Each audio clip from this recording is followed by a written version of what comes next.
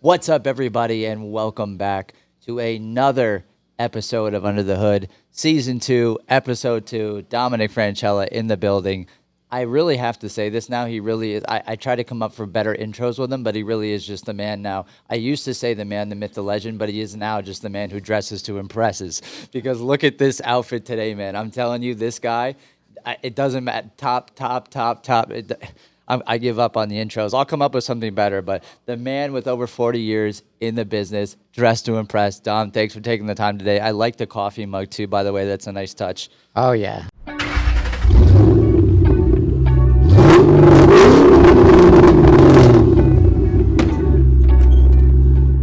I can't take any credit for the attire.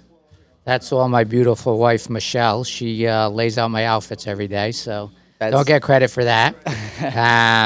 The beautiful coffee mug is from my beautiful daughter, Nicole, and that's Frankie. That's our chief excitement officer. That's my little grandpup.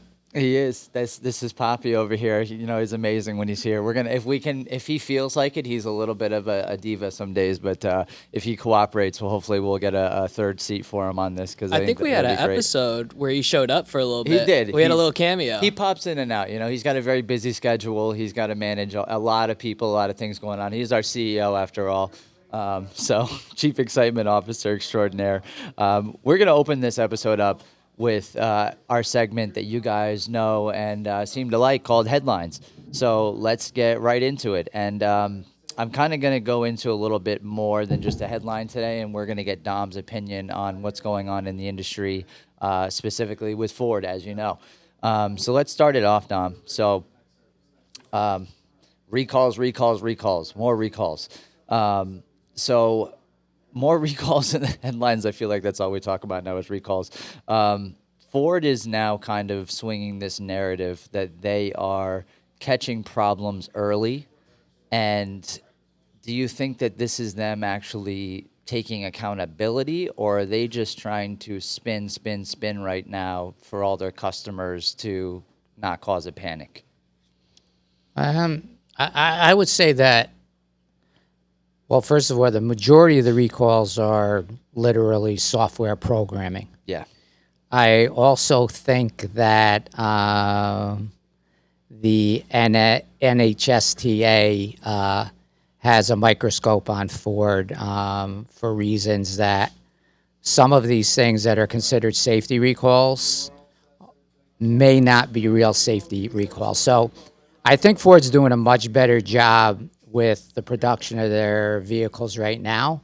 But what we have to understand is when you look at them, a lot of these recalls are on past models.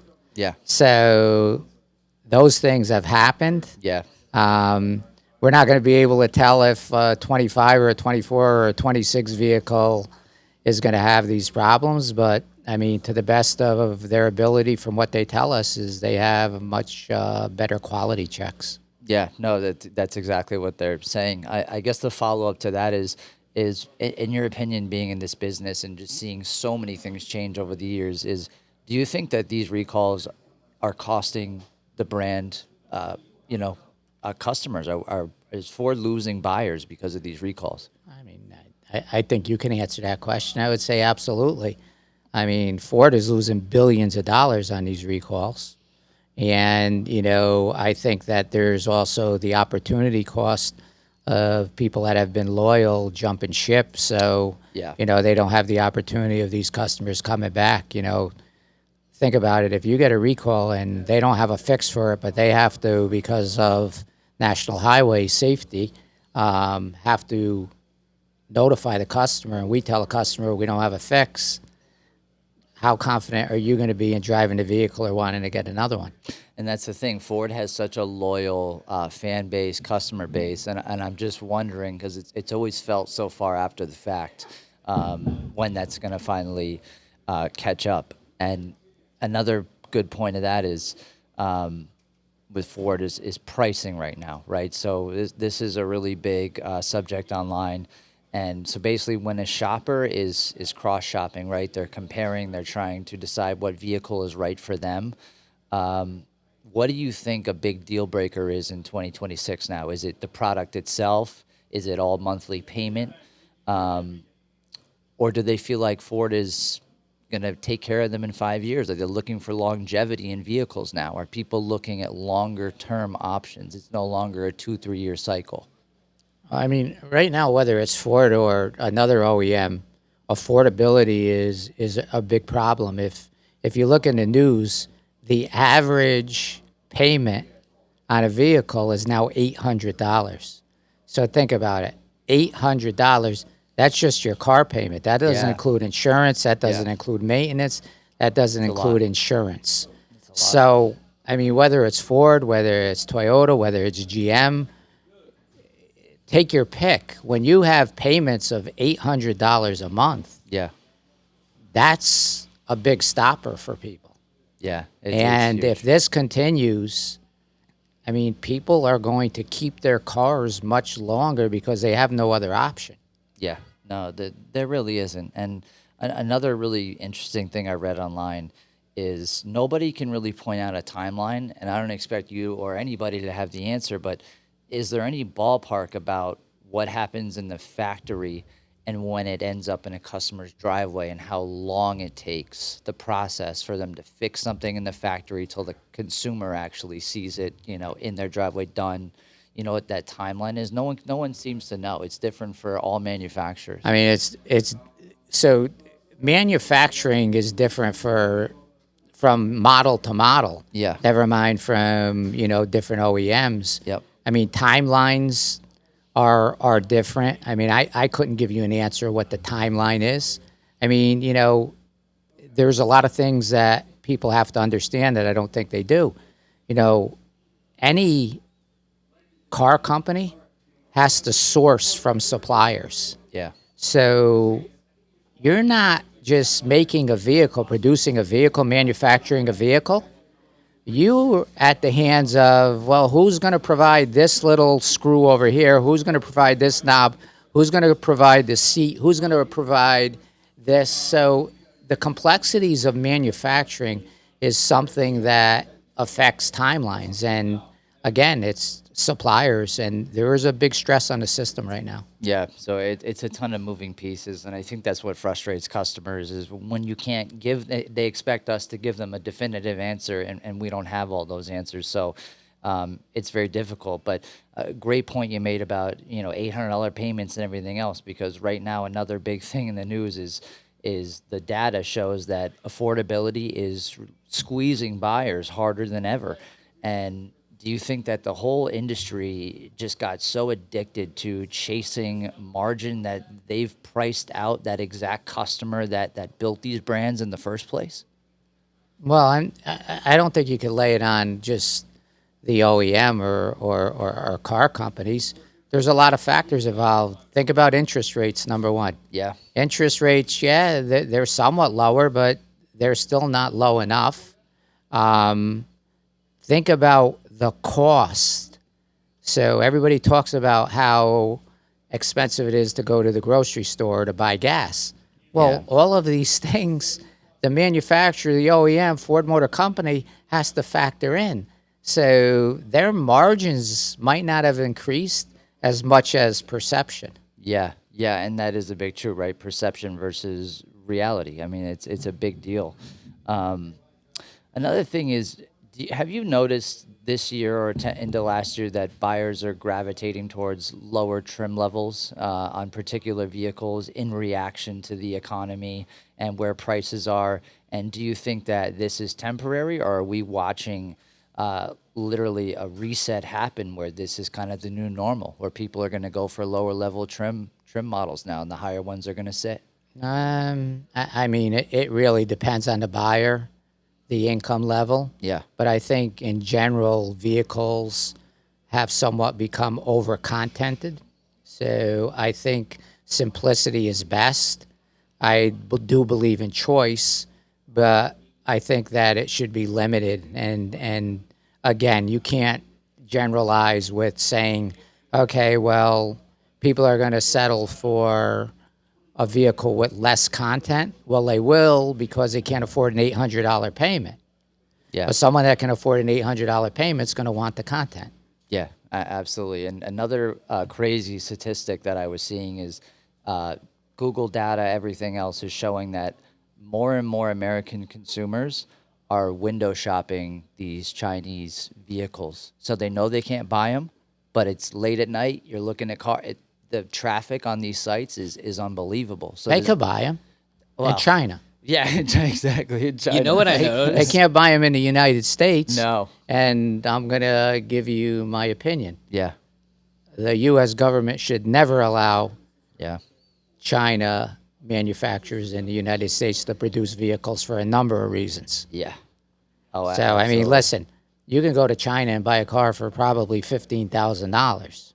I know it is. It is. I mean, ridiculous. I don't know the number, but if you look it up, if you Google it, the number of vehicle manufacturers in China is mind blowing. Yeah. Yeah. It really is. And They're- and Ford or any other OEM will soon find it almost, if not impossible, to sell vehicles or compete in China. yeah. Oh, 100%. That's already happening in Europe. I know, and you know what the crazy thing is Ford kind of loves to flip flop on this. I mean, first they talk about yes, we want to partner with a Chinese manufacturer strategically, and then they say we were actually going to try and block China from doing anything here. So it's a constant tug of war to that, which I just think I don't know what the right answer is. I mean, yes, we need affordability. But I don't think bringing Chinese manufacturers here, this is saturated enough, with the Well, competition. there's another reason. Do you understand what a vehicle can do these days as far as intel? Yeah. Yeah, that's a really good point. The Chinese government, if they started producing vehicles here, Yeah, that's data. can have an infinite number of spies just in vehicles. It's data. It's all data. And it's an interesting concept, but yeah, I mean that whole government, yeah, that's certainly what they're all about. You know what I've noticed? Yeah. I was talking with my friends about like Chinese EVs actually, and Yeah. as just like a look, I wanted to see like what models BYD, for example, had, and Yeah, when I went BYD. to their website, it didn't take me to like an international page. It took me to a U.S. page with one model listed. Yeah, see, they're building these landing pages now, and especially your age demographic, Matt. I feel like they are looking and shopping. Oh yeah, I mean like Dom was saying, with how you can get these cars for like 15 grand, you really can, and it's crazy. Yeah, I know. When you look at the difference, it puts it in perspective. Yeah, a lot of it though I know comes from just China's policies with like subsidizing these automakers. Like a lot of them are super heavily subsidized to the point where they're basically a part of the government itself. the I'm government going to give structure. you one of the biggest factors you didn't bring up: What is it? cost of labor. Yeah. Yeah. You know how much? Do you know how much they pay their workers in a factory? No, I don't. Well, use AI or Google it, and you'll find out, and you'll know why they can produce a lot of things over there. Yeah. Yeah, it's all dirt cheap. Hey, listen, you asked for honesty. I'm going to give it to you, transparency. Yeah, The Chinese government is nothing more than a mafia, they control everything. a government mafia. Yeah, Everything is controlled, it is all controlled. And and they can throw as much money at something that they want or not. yeah, Yeah, it's like it's like this is their like industrial revolution, where it happened a lot later than America's did. But it like, is. They figured out the whole car angle with Yeah.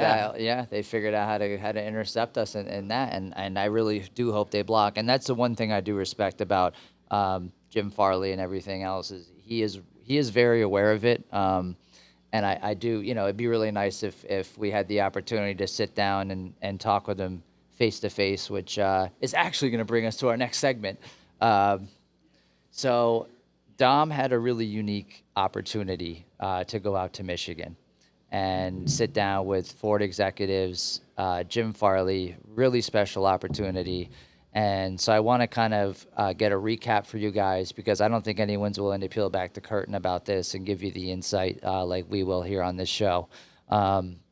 So let's start off, Dom. I'd like you to paint the picture. When you got out there to this meeting and you sat down there, what was the energy like in that room when you first entered? Can you kind of paint the picture for everybody because we weren't there? So I would tell you that they have what's called, a dealer listening tour, Yeah, which the 2 prior years they toured the country. This year they had a number of sessions where they brought dealers out to obviously their new headquarters, Yeah. which is amazing. Yeah, I've If seen if you pictures. ever get out there, it's just amazing. But anyway, the energy is high because dealers are literally getting, FaceTime, 6 dealers at a time at a table with the executives of Ford. So the energy level's high. Yeah, And I would tell you that, I've been to a lot of these different styles. I would tell you that it was probably one of the best that I've been to, and I was fortunate enough. You get 2 different executives on 3 rotations. I was fortunate enough. Everybody doesn't sit at the table with Jim Farley, but I got to sit at the table with Jim Farley. no, that's incredible. So did Farley seem like he was like dialed in and genuinely concerned and very receptive to everything that everyone had to say there? So I would tell you that he was completely dialed in. Yep. His format is pretty simple. He prepared a number of questions Yeah. for us dealers to get our point of view, Yeah. listened, and took copious notes. Wow. That's impressive. I mean, you don't see a CEO of a company this size actually take the time to do that. Did he give any insight or peel back the curtain at all at what the real number is, what the recall situation is looking like, any remedies, anything that he shared to try and calm the? Because I got to imagine some dealers had to be really upset with what's going on. Well, I mean, listen, any dealer that's a Ford dealer right now is upset what's going on with recalls. Yeah. Other than the fact that it actually gives you warranty work. Yeah. But he was transparent.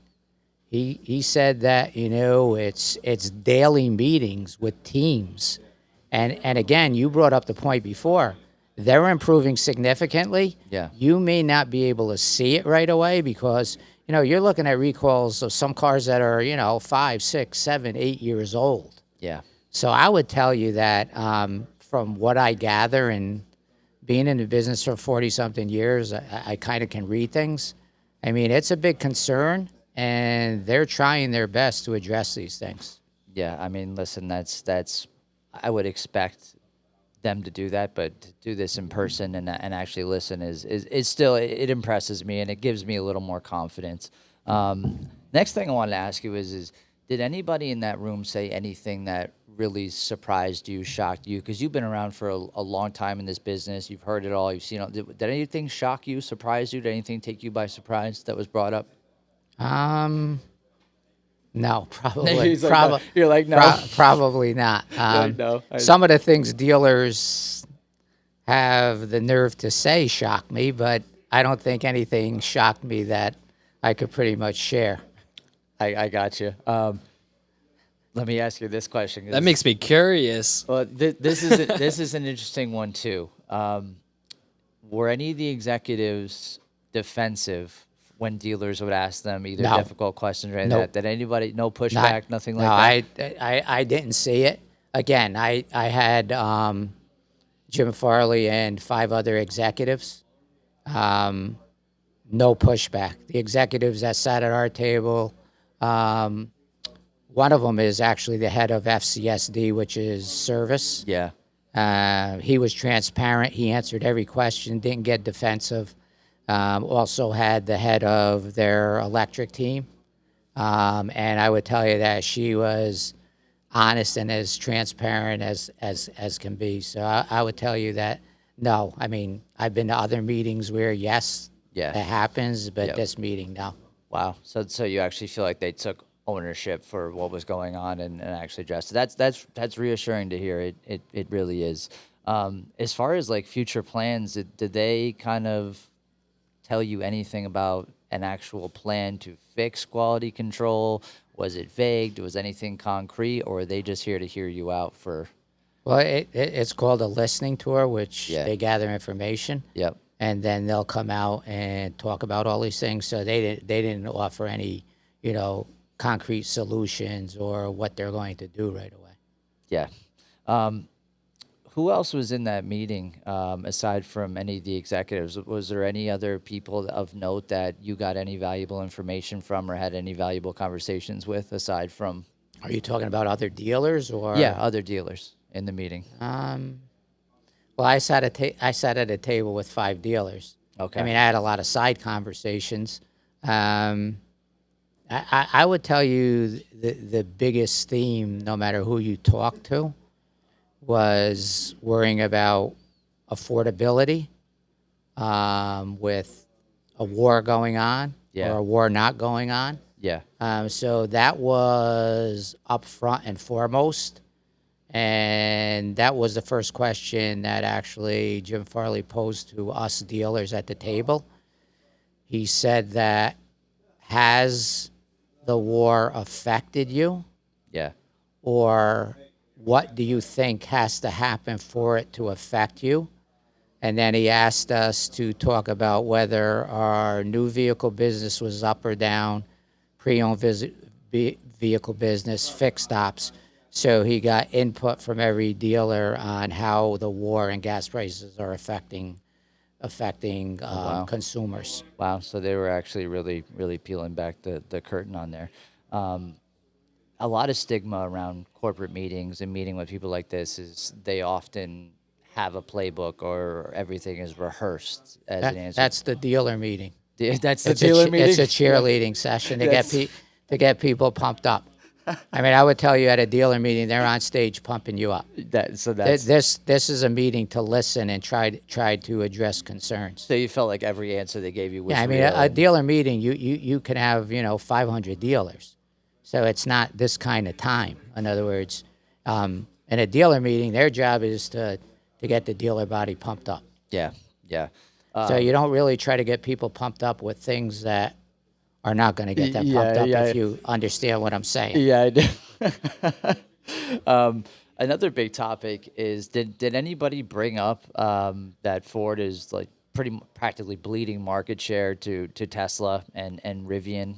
Did anyone go down that path or address anything since electric was there? No, electric. They're not worried about market share with electric. They're worried about overall retail market share, which is up for them. So, I mean, the bottom line is look, you could read the tea leaves, right? Yeah. They currently have one electric vehicle, which is the Mach-E. Yeah. All right. Okay. If you go back, just go back and Google and see what the forecasts were for 2030 on percentage of retail sales. Do you know what the head of EV told me the forecast is right now? No. Less than 10% Wow. by 2030. So, Wow, that's a huge drop. so I think that, Ford is going to play in that arena, but they're also going to heavily play in the arena of hybrids, which I think is a much better option. Yeah, that's another big thing now, and another big debate that's going on is Ford just trying to cover their tracks by going this route, or is this a genuine play to just make things better? Because just like you said, the EV thing was a disaster of epic proportions, and a lot of people are saying, "Oh, this EREV stuff is just them covering their tracks and using all these inventories and stuff like that." I mean, listen, everybody has an opinion online, but I was just curious if they unveiled anything else about when that's happening, what's coming out with it. Listen, they've admitted that their forecast was off Yeah. and they made a mistake. Yeah. In other words, do they regret doing that? I'm sure. Yeah. But in business, listen, anybody that could be at 100% isn't it? It doesn't exist. Yeah. So the bottom line is, they shifted gears. They were smart enough too, Yeah. instead of throwing billions and billions more at it. Oh, absolutely. Listen, Tesla had a very unique situation. Yeah. Once every manufacturer got in the game, it's a totally different game, It is. especially now that the Chinese are in the game. I know. Tesla might continue to sell their vehicles in the United States, but outside of the U.S., I mean, I know they can't compete price-wise. No, they really can't. Or tech wise. Yeah, or tech wise too. That's another good point. I feel like a lot of people overlook the technology aspect of it, but when you drive one of these, it's absolutely crazy. You can't EV swap a Tesla or battery swap a Tesla like you can like those Neos that they got over in. I think they have one in Europe.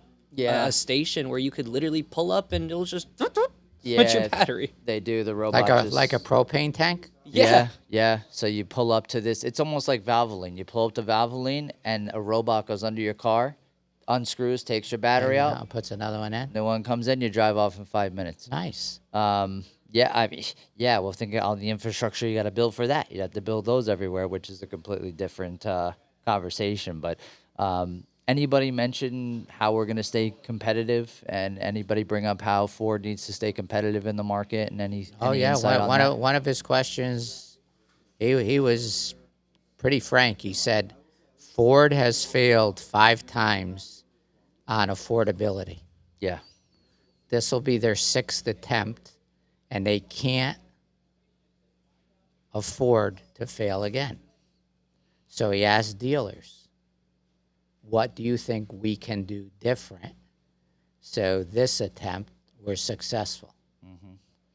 So, what contributions? Because I'm sure you had a bunch just from your experience. What contributions did you share at that meeting, and did you feel seen, heard, and validated, like they took your information? I'll take you the biggest contribution that he took. He took notes and he actually said it's a great idea. Yeah, I basically said on affordability, it's not the MSRP of a vehicle.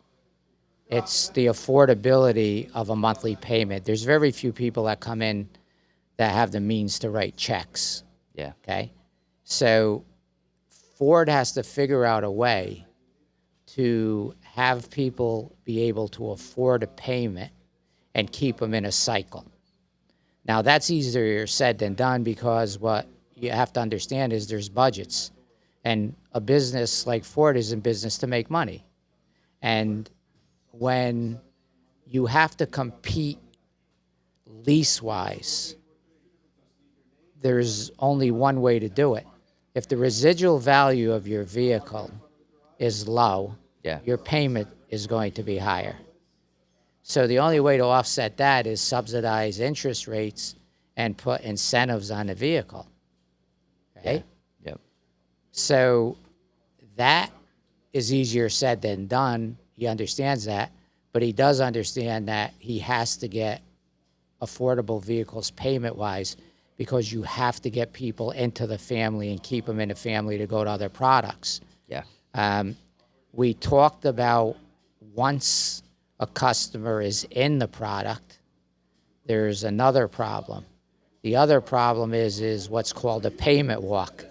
So if you came in and leased a vehicle today yeah, and you're paying $400 a month, and 3 years from now you come in to lease the same vehicle and it's $600, you can't afford it. no, So the solution I gave him for this is very simple, okay? Dealers to be part of what I would call an affordable lease program, okay, has to commit to buying 50% of the lease terminations that customers don't buy at market value. Because what Ford does is they have to go sell these vehicles at market value. They have to recondition them, transport them, and also pay auction fees. So it's much better if dealers sign up and have to buy 50% of these vehicles because Ford's going to save $2,000 to $3,000 a vehicle. that's clever. So once you do that, you can offer the initial lower monthly payment. But I have to give you an option. Well, Yeah. CJ, you want to lease another Bronco Sport, it's going to be this. But I got great news for you. You only have 15,000 miles on your Bronco Sport. I can offer you another 2-year lease on your Bronco Sport, and I could be within $40, $50 of your payment. And he's like, that's great. I said, banks offer leasing pre-owned vehicles. You have to get Ford credit to buy in this program. So I mean, they took it back and they're going to research it. I can't tell you that it'll come to fruition, but Yeah. that was probably the number one idea that he really Yeah. took to. Yeah, so he kind of eyes kind of lit up when he saw it. I mean, that's awesome. That's awesome that they're willing to hear you out, and especially because a lot of times they refer to us here at the dealership as boots on the ground, and they're known as the suits. And a lot of people say there's a huge disconnect. Did you feel leaving that meeting that they are in touch with what's going on, boots on the ground, or are they completely disconnected? Well, there were plenty of meetings I felt that they were disconnected, but this Yep. meeting, as I said in the beginning, I didn't have that feeling. No, and that's really important. One of the last things I want to ask you is you went through this whole thing, you got a lot of insight, a lot of information, you have a ton of experience. What do you think Ford customers deserve to hear right now that nobody is really putting in the news or saying publicly? Because a lot of it is negative about recalls and everything like that. We are here, boots on the ground. So what would you say to Ford customers today that are scrolling through their phone every day and seeing recall after recall after recall? So I would say one thing, right? I don't think Ford could have been voted America's #1 iconic brand, Yeah. and that's in any business. It's not just the car business. I will tell you that I'm going to tell you like it is. I am confident that this executive team is doing everything they can to deliver a quality product at affordable prices to the American people. And unfortunately, we live in a world that as anything negative is put on social media or in the news. Anything positive never makes it. It gets buried. Totally gets buried. Positive. All the positive stuff. It's funny how that negativity rises to the surface, and you really have to dig to find the positive. And that's why hearing it from someone like you, who is an owner in the business, and then we talk about this all the time, our brand here, we're transparent. Like, I don't think anyone else is going to come on a podcast and bust open the door like this. And that's what we're all about. And I think that's super I mean, hey, important. if I didn't feel confident, Yeah. I wouldn't be sitting here. I know, exactly. That should show everything right there. And you've survived a lot. I'd get rid of the brand and get another brand. I know. I was gonna say you've been through it. I know you get offers to get other people in here. Follow up to that would be, do you think you heard anything in that meeting that changed how you see the future of Ford? Did anything really push you in a different direction or make you feel any differently than you are now? Listen, I mean, I don't think anything that was mind-blowing to me that I heard in that meeting that is going to change the future of what Ford does. I mean, Ford's been in business for, 105 years? They survived, world wars? Yeah. They'll be in business for another 105 years. Here's the difference. Business now changes so quickly. It does. And it is very difficult where if you go back 10 years ago, it was much easier to forecast. But with technology, with AI, I mean, running a big business, just running this business is very, very difficult. And I hate to say it, but you're going to be wrong more than you're right. Yeah. But you're not afraid to try. I mean, we had this conversation off camera a bunch. You have to try. You have to be able to pivot. And I think that's one thing we do really well. And no, we don't always get it right. We're not perfect, but we are going to take care of the things we can take care of. We can control what we can control, and we can just do the best job we can to make sure that our customers and that our people are educated, supported, and just feel validated with everything they do.